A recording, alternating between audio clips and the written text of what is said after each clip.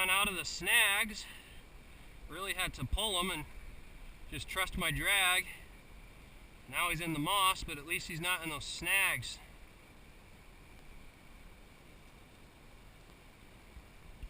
Yeah, just an average catfish for this pond.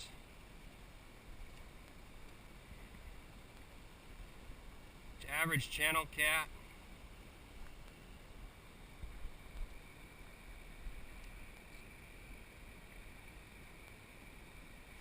Got moss on them. Moss is the obstacle of the day today, excluding those obvious snags in the waterfall area.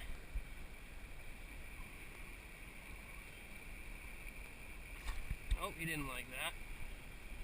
Doesn't like to be touched.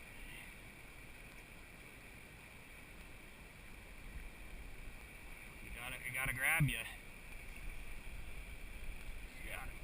Okay. Let's take a look at this catfish here.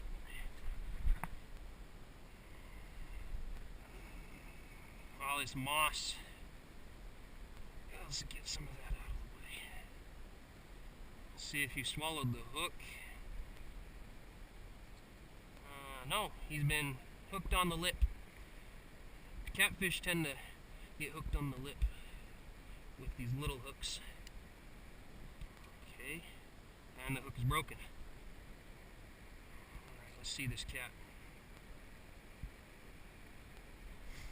A little bit darker. A little bit darker than some. He will not stay still. I don't want to get pricked by those barbs.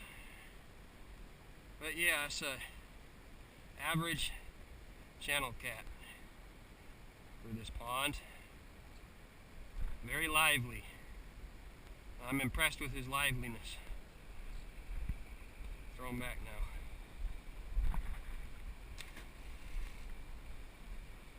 Basically, there's right up in there where those bubbles are coming. So all sorts of catfish, and I'm sure there's bass, and as the weather cools down it'll be full of big trout. And then in the surrounding, in the whole area and surrounding, you got bluegills and green sunfish.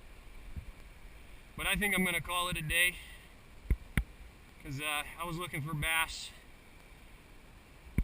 and I think I need to beef up my equipment just because they're taking me into these snags right here. And if I do get a bass, I don't want them to do that to me. So I'll beef up my line and get some stronger hooks, bigger hooks. Come back here. If I keep catching catfish though, then I'll just may as well fish anywhere else, you know, but I'm convinced there's big bass in there. And maybe at this time of year, maybe a big trout too, but I'm probably counting on the trout to show up around when it starts cooling down and getting into fall. But this moss covers all sorts of big bass and big bluegills and green sunfish that live in this moss and all throughout the pond. So